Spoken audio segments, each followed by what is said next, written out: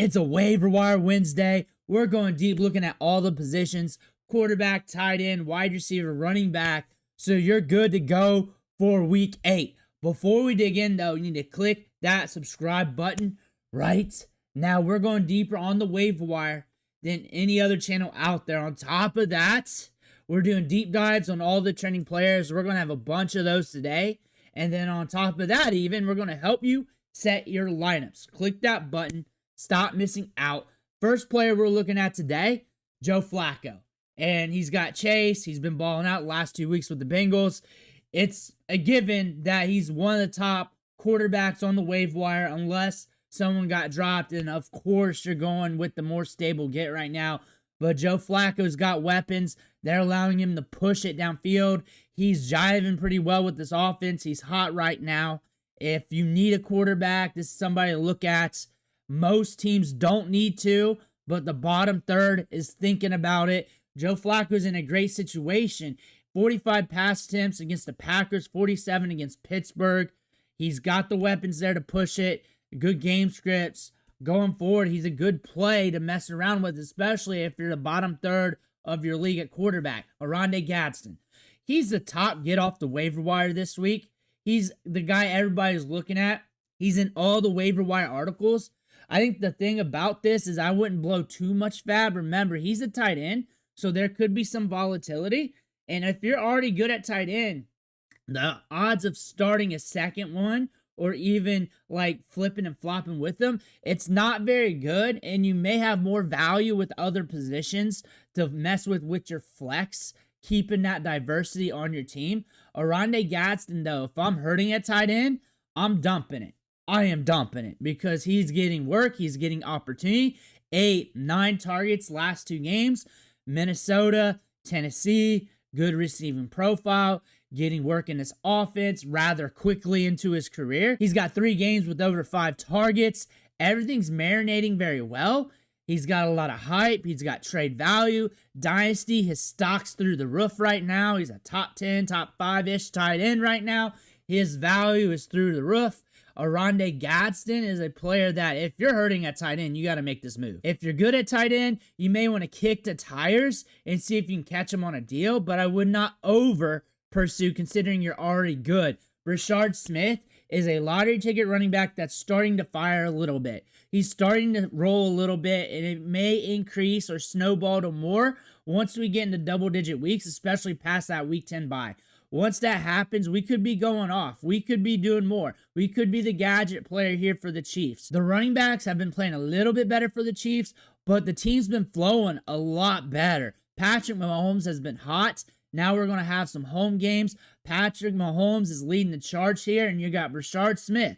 These last 4 weeks now, 4 targets, 3 targets, 4 targets, 5 targets. When he's out there on the field, he's getting opportunity, he's getting work, and he's one of the top pickups now when it comes to stash plays. And you can make the argument that you can gamble with him if you're in a dire need for a flex play, especially if your league's more spread out when it comes to lineup requirements. Say you're starting 3, 4, 5 wide receivers, multiple flexes, or 14 team plus. Brashard Smith is even more usable in those formats as a gamble. Tez Johnson should have already been picked up, but going off the sleeper numbers from last week, Cameron Johnson was the top pickup. I don't know who listened to who.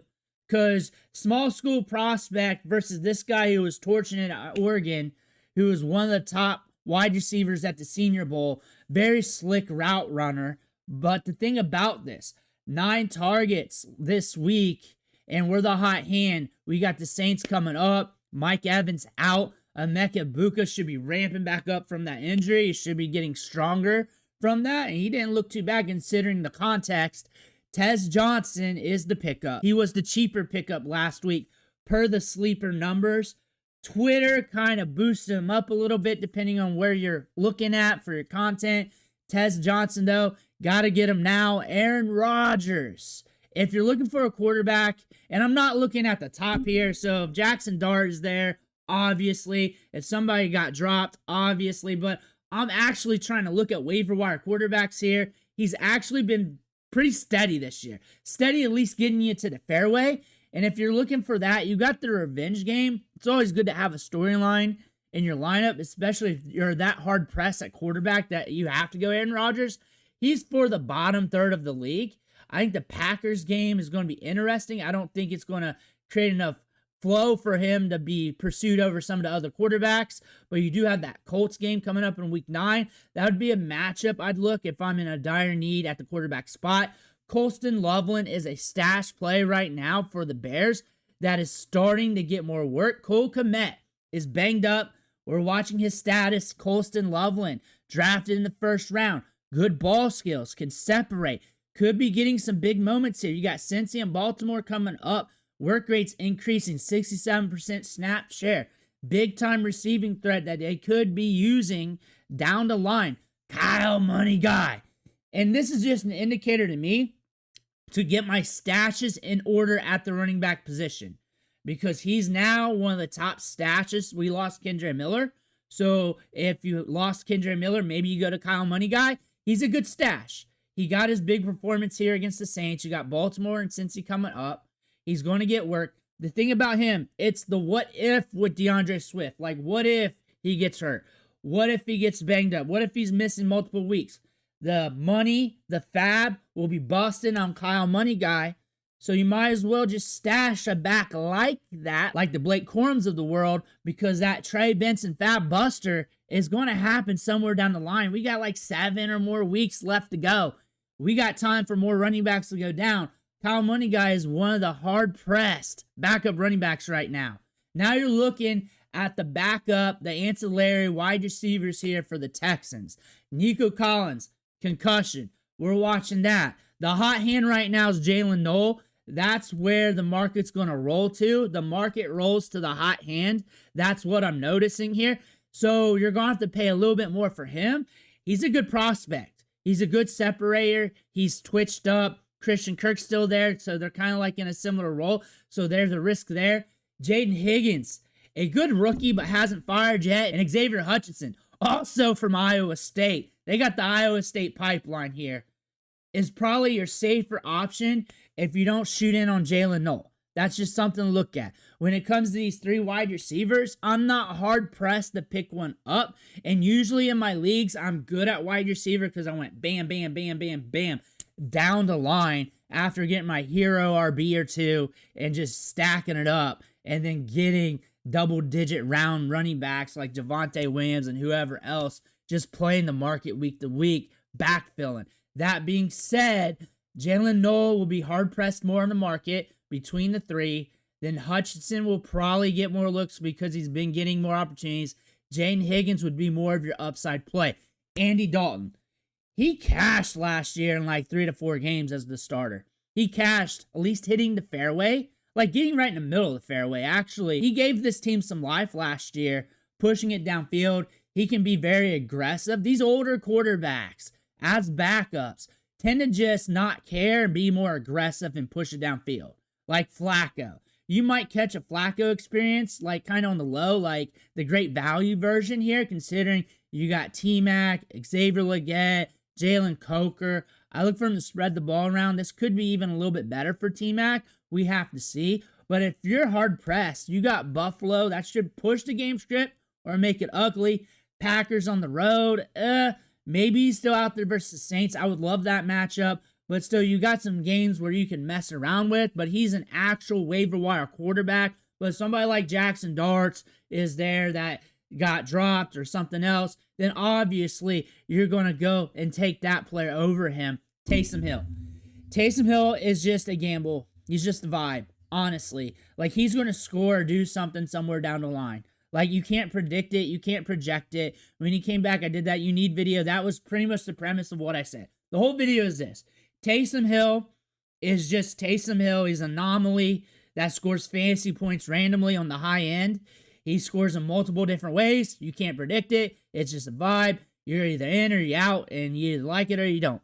So you could pick him up if you're hurting that bad off at tight end. You can't get Oronde Gadsden. You don't care anymore at tight end. Tight end's rough on you. Say you're in a 14-teamer, and you're like, I don't want to pick up these guys anymore. I'm done with these tight ends.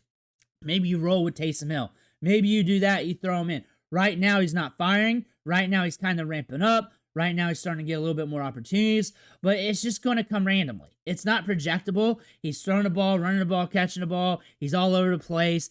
Goal line looks, red zone looks. This team is all over the place themselves. Spencer Rattler just threw 3 picks in the last game. He's still starting, so that's, I don't know if that's a good or bad thing, but should be a good thing for the flow of the offense for predictability reasons.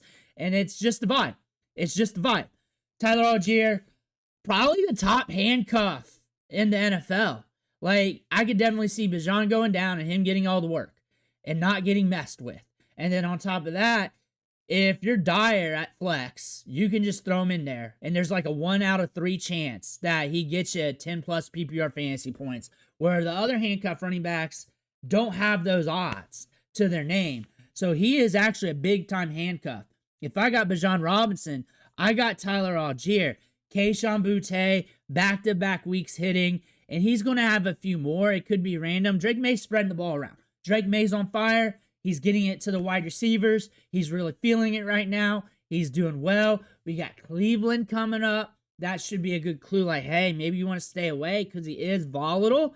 We kind of see that. We hit 3 weeks this season, which is more than a lot of wide receivers, but we also had that downturn run. This is a rougher matchup.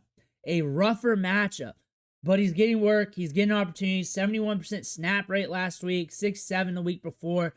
Boutte, good for your bench. Should be rostered. But start him off and on throughout the season with caution. Spencer Rattler, an actual waiver wire quarterback. And he's just YOLO. He slings it downfield. The thing is, he's got 4 interceptions on the season. And 3 of those came last week. Prior to that, we were waiting for that game. Where he just blows it up with interceptions. Still getting you 14 PPR fantasy points. PPR doesn't matter to quarterbacks, but still just throwing it out there to sound cool. Spencer Rattler, though, we're getting so much volume. The game scripts are so messed up that he's at least getting you to the fairway. So if you're hurting that bad at quarterback for whatever reason, I don't know your context, I don't need to know. Just know that. Like, the game scripts are so messed up that he's at least getting you to the fairway. I'm not going to say he's going to win your week. I'm not going to say he's not going to have a game where he throws 5 picks. He is one of those quarterbacks that he'll have a few moments where he looks like he's up here, but also have a lot of moments where he's down here. That's something to pay attention to. But he's actually on the waiver wire. Mason Taylor, I believe he's a cut and release waiver wire target where he got picked up, released, picked up, released. The thing about him, he's getting work, he's getting opportunities. They're down Garrett Wilson, but it's the Jets. It's the Jets. They're messed up at quarterback. They don't know what to do with his offense. You also got the Bengals on the road. He is just a money ball option right now at the tight end spot. You're hoping he scores a touchdown. He's due for that. He hasn't scored one yet on the season. He's getting good volume off and on. Off and on. Really, it was off against Denver, which was a busted-ass game script. But you look at the targets here since week 3. 6, 7, 12. Exclude the Denver game because it was 13-11 as a baseball score almost. And then you got 5 targets. And plus that game was across the pond. And all those games are shit shows and weird. Last week's game, weird-ass looking grass. Looked like shit out there. Mason Taylor, though, he's getting work at least. He's safer than Taysom Hill, but also not safe due to it being the Jets. Brian Robinson, we know why he's here. We know why you're here. If Christian McCaffrey goes down, you're coming up. Now we're approaching double-digit weeks. Get your cuffs in order because you do not want to be sniped in the playoffs. So imagine if you got Christian McCaffrey, you're pushing for the playoffs unless you jacked it up the rest of the way down. That being said, make sure you got your cuffs in order before we hit double-digit weeks so you don't get sniped up. Luther Burden, he's like one of the few lottery ticket wide receivers out there. Lottery ticket and a guy that's sitting at the end of your bench and you're just waiting for more to happen. And more could happen. He's that type of prospect. Remember, we missed a lot of practice from May to like mid-July-ish. When he came back, he was cooking. He was looking good, but that's a lot of work there. A lot of learning on the field that we missed out on. That's a lot. We're trying to get that back in season. He's showed that talent a little bit. That's why we're not firing right now. I cover training camp, OTAs, mini camp, rookie camp on the channel. I cover all the clips. Hit that subscribe button. That way when May comes around, pop in. every so often. Look at the rookies you want to look at, your teams, whatever. I'm going to have all the clips. I'm doing like 10 videos a day during that part of the season, so you know what's going on. That's the thing about Luther Burden. Sure, talented as hell, missed a lot of practice in the summer, so now we're trying to ramp it on the back end here during the season, and it could be a 2026 play, but still, when you're looking at him, this is a wide receiver with a ton of juice. Jayden Blue. It's actually the same story, but he did not miss as much practice. We got banged up in training camp with a hamstring, so it took some time for us to get on the field. On top of that, more raw compared to Luther Burden. Like, he's not a Luther Burden-esque prospect. He's just super fast and catch the ball downfield. That is the spark notes. However, we're an injury away. And if we're an injury away, this is a player that blows up my channel. So there's trade market appeal depending on your league. Know your league, and that's where you could gain the value. You could just trade him, bam, right away. Because he's never lived up to the hype from high school. He's just never have. He could be one of those dudes. And those dudes are on all walks of life. Never living up in high school, always ended up at the bar, whatever from your high school. But Jayden Blue's also got some talent here, where he's got 4.3 speed, he's electric, he's good in the passing game, great for PPR, great in space, could be emerging later in the season. Lottery ticket play just like Luther Burden, but not the same tier of talent. Trey Tucker's been getting volume. If he's on the waiver wire, it is the Raiders. The Raiders suck. I don't know what they're doing with Kenny Pickett or Geno Smith. Geno Smith is just straight up frozen right now. He's on skates like Elza. But you're looking at this. He's hitting like every other game almost, at least to the fairway. It's not safe. It's not great. It doesn't feel good. But you're at least getting that. But we're also on a bye week, so you don't need him right now. And he's also like an ancillary jabroni here, not scoring enough to help you win weeks. Devin Neal. We lost Kendre Miller. We lost him. But Devin Neal's got a good prospect profile. Like, I got to do a deep dive on him. Hopefully, I get it out today. Like, he's a damn good prospect here. He had a good pass blocking rep in this game that I saw. And it could emerge to being more, but that's a very small sample. But for a rookie, he held it down versus a lot of good gatekeepers. Cam Akers, Clyde Edwards-Helaire. And they're like, hey, they got to go. We're going to keep Devin Neal. He's a late round pick, but his prospect profile says he's valued more than that. This is a very deep rookie running back class. So many good rookies. So many good rookie running backs. There's still more to emerge even. And Devin Neal, something happens to Alvin Kamara, he's the next man up. And that could be in a major way because he is a good prospect that could sneak up on you. Alec Pierce, deep ball dandy. You throw him in the lineup, close your eyes, hope he brings in the deep ball. But with Danny Dimes, he's at least getting you to the fairway at a decent rate here. So he's been out there 1, 2, 3, 4, 5 games. He's gotten you to the fairway in 3 of them, 10 points or more. Like, that's solid. And he also has the upside. We saw it last year to cash big on any given Sunday due to the deep ball dandiness of him. That being said, you can also flatline, but that's with any waiver wire wide receiver. You got the upside and a little bit of stability here. He's actually one of my top wide receiver gets right now. I like him more the more that I talk about him. Blake Corum, same thing. Kyron Williams goes down, you're going to want him. He's on bye this week, but still, if I got Kyron, the more or closer I get to those double-digit weeks in fantasy, the more he's got to be handcuffed. The more. You do not want to be sniped in the playoffs. You don't want that to happen. You don't want to be in the middle of this bidding war. You lost Kyron Williams in week 9 or something stupid like that. You don't want to be in that.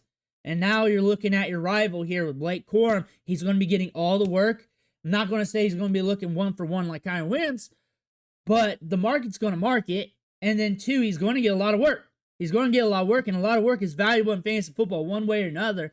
And to that point, it's into the eye of the beholder, but still there's value for that. Blake Corum should be stashed and cuffed. Josh Reynolds. That's up to you. That's up to you because it's Jets. He's going to be getting targets, though. He's going to be getting an opportunity. This is a matchup here against the Bengals. They're allowing fantasy points to wide receivers coming up. Maybe. I would only look at him if I'm looking to start him, if I'm that dire off. I don't look at this offense all of a sudden going air raid and pushing wide receivers. So if I'm looking for somebody to get me over the hump to win my league for multiple weeks, I'd probably be looking at more running back stashes. If I'm looking for a 1 week start because he's getting a lot of targets, then that's your gamble. Caleb Johnson is a stash right now. He might be rostered. He should be rostered. This is a hell of a talent. Hasn't been getting any work. And all it takes is one injury before he starts getting a little bit more work. He's a very raw running back in terms of plays without the ball in his hands. 62 pass blocking reps in 3 years at Iowa because he was the whole offense. That was noted here. That was a concern with the Steelers in training camp, mini camp, OTAs, because they were giving him extra work in pass blocking. His arms is long as shit. His arms is a giraffe neck. They are long. So I look for that to button up. He's working with Jaylen Warren a lot in the clips. I know this. I cover this every day. Click that subscribe button. So in the summer when you're bored, just check me out and learn about your players. So you know this going in with Arthur Smith there, that there was a chance that this was going to happen. Like, odds were in the favor of this happening. One, you got Arthur Smith. This guy messed around with Bijan Robinson's reps. And then two, you got a guy here that the Steelers showed their hand that they were concerned with the pass blocking reps. However, if one of those backs go down, you look at the profile from Iowa, it's up there with those running backs getting drafted in round 2. And some people had him like RB2, RB3, RB4. Some people had him RB10, though, in the rankings this year because it was a deep, talented running back class. Xavier Legette, 4.3 speed, good size. This team gets in weird-ass game scripts. How I value him as an asset for fantasy football, as a gamble, throw in for the flex. I close my eyes. I see what happens. I can't predict it. It's whether or not he splashes on the right play.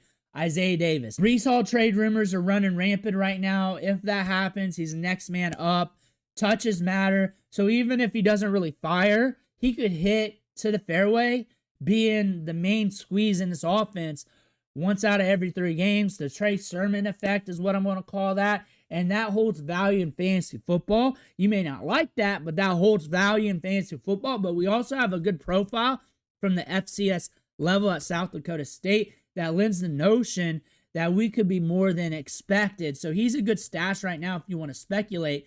Jalen Coker's Jalen Coker. Now we got Dalton in there. It could be up and down. They're ramping him up as well. It could be some time before he starts really firing. And when he fires, I don't expect him to take over the league. I expect him to be a good asset for your flex, off and on, lower end wide receiver 2-ish, 3-ish for your lineups. MarShawn Lloyd. Drop your jabroni, your last player. Boom. Pick up Lloyd. Put him to IR. Pick up another jabroni and do that. When MarShawn Lloyd comes back, you make your decision on what you need to do at that moment. But this is a player, good speed, good athleticism, good size, has been injured this whole time, 3rd round draft capital, has not proven whether or not he's good or bad for the NFL, the Packers, or for fantasy football, but he's a free spot on your roster. Tyquan Thornton. He should be rostered in many leagues, but also the carousel of the waiver wire might have got him released either last week or this week. So after this video or tomorrow, you might be picking him up. This is a wide receiver that can score big on any given play. His average depth of target's insane. He's a deep ball dandy. That's just what he is. He's going to have a lot of games where it's 0, 4, 5, 8, and then he's going to have a few more where it's 18, 25.